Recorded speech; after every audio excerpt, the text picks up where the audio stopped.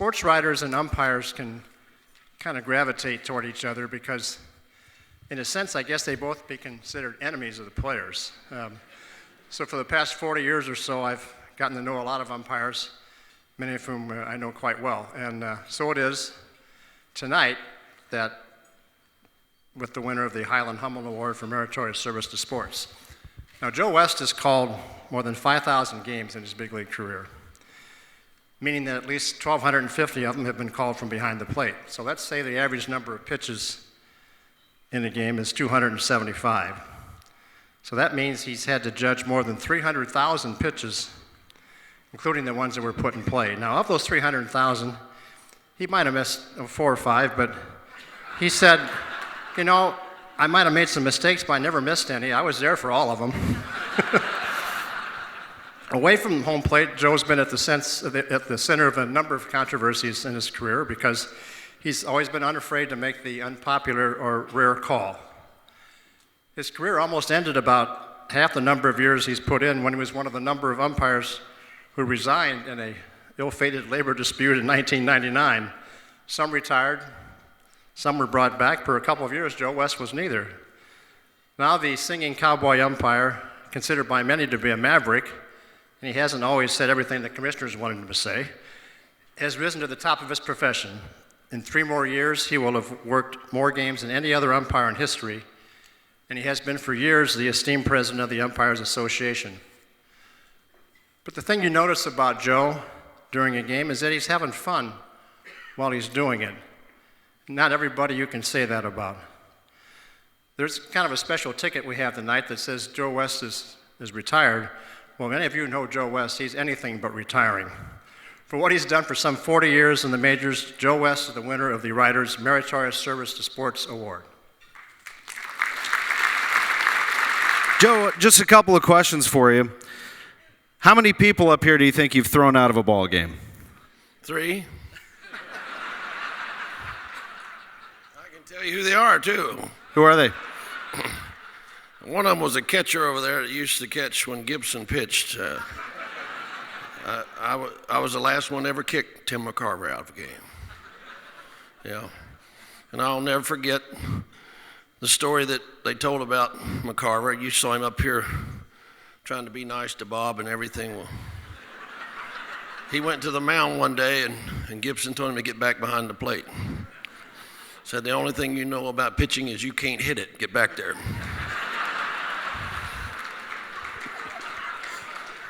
What about Tony La Russa? Yeah, I got him one time. And I forget what it was for, but he wasn't real happy. Oh, I remember what it was for. It was for a play at second base. You know that phantom double play? Well, this wasn't a phantom. He was off the base.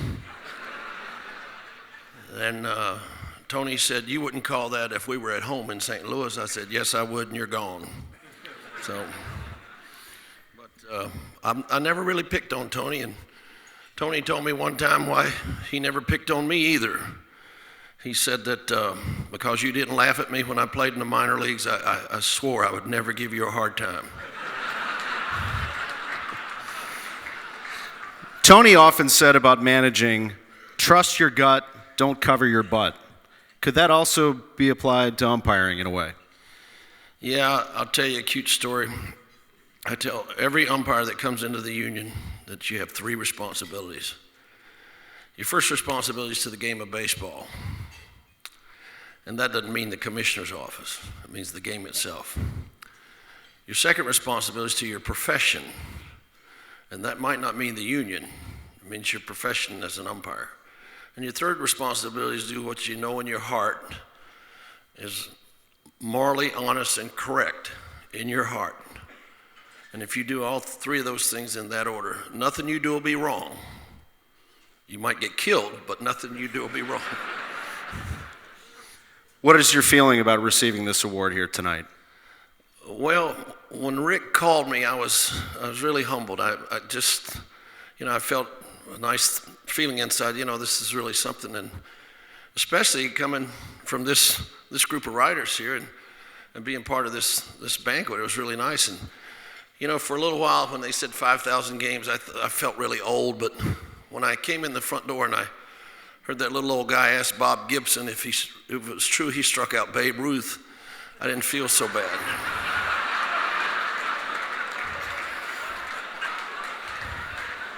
And when Mike Shannon said, no, he walked him, I felt even better.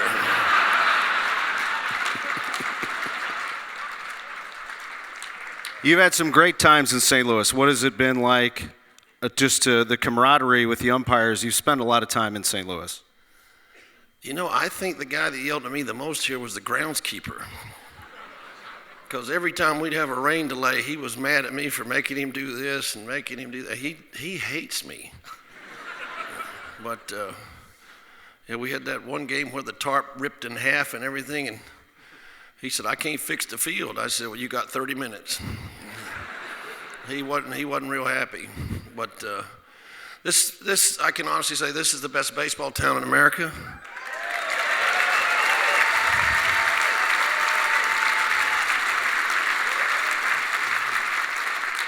I've seen the fans here applaud visiting players making a great play.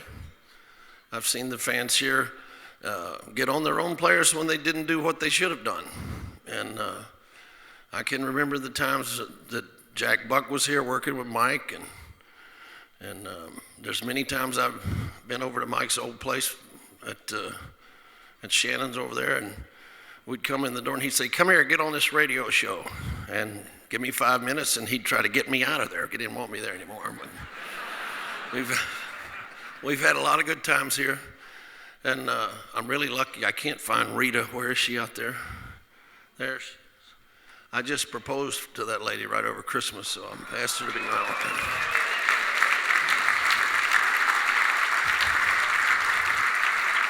Joe, I had dinner one night with you and Rita in Florida. We hardly talk baseball. You have so many different interests, music and everything else. What's next for you?